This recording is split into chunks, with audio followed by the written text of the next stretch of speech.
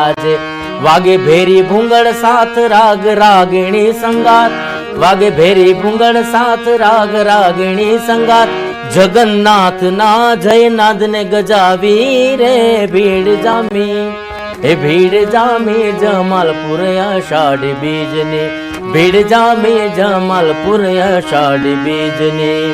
અને હવે જયારે આપણે રથની વાત કરી એને સાંકળતો અહીંયા અંતરો આવે છે. એટલે રથ જોડાને મેદની ઉમટી પડી રથ જોડાને મેદની ઉમટી પડી જગન્નાથજીના દર્શનની આ ધન્ય ઘડી જગન્નાથજીના દર્શનની આ ધન્ય ઘડી. સંતોષી ગુણ ગાય પ્રભુના દર્શનિયા થાય સંતોષી ગુણ ગાય પ્રભુના દર્શનિયા થાય નેણે નિરખ્યા એણે અંતર્યામી રે ભીડ જામી હે ભીડ જામી ઓ ભીડ જામી જમાલપુર અષાઢ બીજની ભીડ જામી જમાલપુર અષાઢ બીજની ભીડ જામી જમાલપુર અષાઢ બીજની. અદ્ભુત વિક્રમભાઈ, આ જે ગીતો છે તો તમારી પાસેથી સાંભળવા જ છે, પરંતુ મારે એ પણ જાણવું છે કે સરસપુરમાં અત્યારે શું લાગણીઓ તેઓ અનુભવતા હશે. 15 દિવસ સુધી લાડ લડાવ્યા ભાણેજને, ત્યારબાદ ભાણેજ ગયા નિજ મંદિરે, હવે પાછા આવી રહ્યા છે સરસપુરમાં, તો એ ભક્તો કેવી લાગણી અનુભવતા હશે? ભલે અત્યારે થોડી જ ક્ષણો દૂર છે, પરંતુ વિરહની જે આગ છે તેમને સતાવતી જોવા મળી છે, કારણ કે ભક્તો આતુરતાપૂર્વક રાહ જોઈ રહ્યા છે કે ભાણેજ ક્યારે આવે. દીપાબેન, આપે જે આ વાત કરી, એક રીતે હું કદાચ આ વાતને જો હું જોડવા માંગીશ ને તો મારા બચપણ સાથે જોડવા માંગીશ. એનું કારણ છે કે આપ હો, હું હો કે કોઈ પણ વ્યક્તિ હોય, આપણે જ્યારે નાના હતા ને ત્યારે આપણે ઉનાળુ વેકેશન થાય એટલે આપણે બીજે ક્યાંય નહીં, મામાના ઘરે જતા. અને મામાનું ઘર એટલે મોસાળ. અને હું તો ત્યાં સુધી ડાયરામાં પણ કહેતો હોઉં છું કે મામા એટલે બે માં જેટલો અદ્ભુત પ્રેમ આપી શકે ને એ માં. એટલે કહેવાનો ભાવાર્થ છે કે હાવ સૌરાષ્ટ્ર, હું પોતે પોરબંદરનો છું, એટલે ત્યાંની એક સૌરાષ્ટ્રની કહેવત છે કે હો વિહા મોહાર, એટલે કે જ્યારે કાંઈ પણ હોય પ્રસંગ તો મોસાળ માણસને યાદ આવે ને આવે જ. અને એમાં પણ જો આગળની વાત કરીએ તો કહે છે કે મોહાળે વિવાહ ને માં પીરસણી. જ્યારે મોસાળે લગ્ન પ્રસંગ હોય ને જો માં જ પીરસવામાં હોય તો એ કેવો આનંદ આવે. એટલે આ વાતને એટલે મેં અહીંયા રજૂ કરી કે આપણા બચપણમાં આપણે એ આનંદ કર્યો છે, તો આ તો ભગવાનની વાત છે. અને ભગવાનને એ અનુભૂતિ કેટલી અલૌકિક થઈ રહી છે કે જેનો આપણે બધા ઇતિહાસથી આપણે વાકેફ છીએ, આપણે વિદિત છીએ કે ઇતિહાસ શું છે, બરાબર. પણ કહેવાનો ભાવાર્થ છે કે જ્યારે સરસપુરની વાત આવે, અને નામ જ જુઓ ને, સરસપુર, એટલે વાત એ છે કે જ્યારે ભગવાન જ્યારે મોસાળ આવે એટલે સ્વાભાવિક છે આપણે જેવા જો કાળા માથાના મનુષ્ય જો પછી મોસાળ જતા હોય તો આટલો રાજીપ હોય, તો આ તો ભગવાન આવે એટલે નગરજનોને કેટલો આનંદ થતો હોય છે.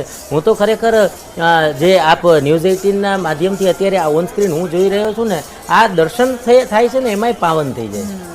અને ઘણીવાર હું કહું છું કે આમ આપણે કદાચ દીપાબેન આપણે રવાનો શીરો બનાવીએ તો એ રવાનો શીરો કદાચ એટલો ભાવશે નહીં, પણ સત્યનારાયણની કથા દરમિયાન જે આપણે શીરો બનાવીએ એ શું કામ ભાવે છે? એનું કારણ એકમાત્ર એ છે કે એમાં ભાવ ભેળો એટલે કહે છે ને કે કવિ એટલે જ કીધું છે કે ભાવે ભજે ભૂધરો કુભાવે સરે નહીં કામ, જો ભાવ વિનાની ભક્તિ કરે તો ક્યાંથી રીજે મારો રામ. ભગવાન એ જ જોવે છે કે બસ તમે મને ભાવથી ભજો, મારા માટે એ જ અગત્ય છે. અને આપણા કર્ણાવતી નગરના તમામ નાગરિકો, તમામ શહેરીજનો એટલા ભાવથી ભજી રહ્યા છે, અને ખાસ કરીને ન્યૂઝ 18 એટલા જ ભાવથી લોકોને દર્શન કરાવી રહ્યું છે. એટલે આજનો દિવસ કહેવાય ને કે એક એવો અદ્ભુત દિવસ છે. ભાવની તમે વાત કરી, એવું કહેવાય છે કે ભગવાન ભાવના ભૂખ્યા છે. કોઈ નીતિ નિયમો તમે ના માનશો તો ચાલશે, પરંતુ તમે ભાવથી તેમને કઈ પીરસશો ને તો એ ના નહીં પાડે, એ લઈ જ લેશે, આરોગ્ય જ લેશે. ચોક્કસ. એનું કારણ છે કે મેં કીધું એ મુજબ કે ભગવાન ભાવ જોયો છે. અને હા, એક એવો ભાવ છે કે જો એ ભાવમાં જો સ્વાર્થ ભળી જાય તો પાછું ખોટું, પણ નિસ્વાર્થ ભળશે ને તો એ તમે નહીં ધાર્યું ને એનાથી સવાયું પરિણામ આપશે. બાકી તો કહેવાય ને કે અમીર ને ગરીબમાં કોઈ તફાવત હું નથી માનતો. એનું કારણ કઈ રીતે છે કે ગરીબ કદાચ મંદિરની બહાર 2 હાથ ફેલાવીને ભીખ માગે, અને અમીર મંદિરની અંદર 2 હાથ જોડીને ભીખ તો એ માગે છે. એટલે કહેવાનો ભાવાર્થ છે કે ભગવાનના દરબારમાં, જગન્નાથજીના દરબારમાં બધા સરખા છે. આમાં ગરીબ અમીરની વાત આવતી નથી. અને કોઈ પણ ભગવાન હોય, ભગવાન એટલે જ કહેવાય છે ને. અને આપણે 2 હાથના મનુષ્યો, અને એટલે જ એને હજારા થોડો કીધો છે કે એની કળા અપરંપાર છે, એની લીલા અપરંપાર છે. અને એ જ લીલા તમે વિચાર કરો કે આ એક લીલા જ કહી શકાય કે આજે ભગવાન ખુદ દર વર્ષે નગરજનોને ખુદ પોતે સ્વયં એના આંગણેથી પસાર થાય અને દર્શન કરવાનો ભગવાન લાવો આપે છે. હવે આનાથી મોટી વાત અને સૌભાગ્યવાળી વાત કઈ કહી શકાય. એટલે આ અષાઢી બીજ રથયાત્રાનું કંઈક એવું અનોખું મહત્વ છે. અને ખરેખર જેટલા જગન્નાથજીને આપણે વિનવણા કહેવાય વંદન જેટલા કરીએ એટલા ઓછા છે. વિક્રમભાઈ, 1878માં આ રથયાત્રાની શરૂઆત થઈ, અમદાવાદની રથયાત્રા 147મી રથયાત્રા છે. ટેકનોલોજીને લઈને જોઈએ તો ઘણા બધા ફેરફારો આવ્યા, અત્યારે બધું આધુનિક રીતે બધું થઈ રહ્યું છે, પરંતુ એક સામ્યતા મને એ દેખાઈ કે જે ભક્તિ છે, જે પ્રેમ છે ભગવાન પ્રત્યેનો, જે આસ્થા છે, જે વિશ્વાસ છે, તેમાં કોઈ જ ઓટ નથી આવી, તેમાં કોઈ જ કચાશ નથી આવી. દીપાબેન, કચાશ નથી આવી એ બી હકીકત, અને હું દાવા સાથે કહું, વિશ્વાસ સાથે કહું, કચાશ આવશે પણ નહીં. બિલકુલ. એનું કારણ આપને કહું કે જે કીધું આપ કે ટેકનોલોજી પ્રમાણે જમાનો આગળ વધતો જાય છે, 100% વાત સાચી છે, પણ એ ટેકનોલોજીની સાથે અથવા એની લગોલગ જ એટલી શ્રદ્ધા પણ વધે છે. એનું કારણ આપને કહું કે જ્યારે કદાચ મેં પહેલાં બી કીધું કે માણસ કદાચ ચલો આપણે કદાચ સ્વાર્થવાળી પણ વાત કરીએ કદાચ, તો આપણે કદાચ દુઃખી થાય, મેં પહેલાં કીધું કે દુઃખી થાય તો આપણે સીધું ભગવાનનું શરણું પકડીએ. બાળકને પરીક્ષા આવે તો ભગવાનનું શરણું પકડે, નોકરિયાત હોય એને કદાચ નોકરીમાં કાંઈ ખોટ આવે તો ભગવાનનું શરણું પકડે, કોઈને કદાચ આર્થિક સામાજિક વ્યવસાયિક કંઈ પણ તકલીફ આવે ભગવાનનું શરણું પકડે. એટલે વાત એ છે કે એ જેટલું માણસ કદાચ દુઃખી બી થાય ને તો એટલું જ ભક્તિ પાછળ આગળ વધશે. એટલે જેમ જેમ જેમ જેમ આ કળીઓ આગળ વધતો ગયો છે ને, હું દાવા સાથે કહું એટલી શ્રદ્ધા પણ અપરંપાર વધશે.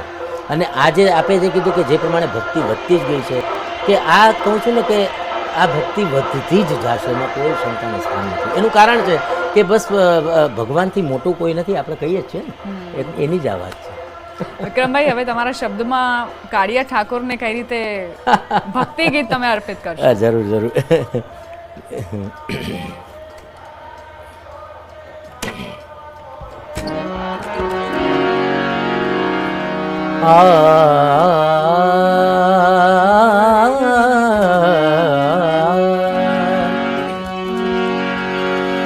कान्हा बंसी बजाना है तो बजा,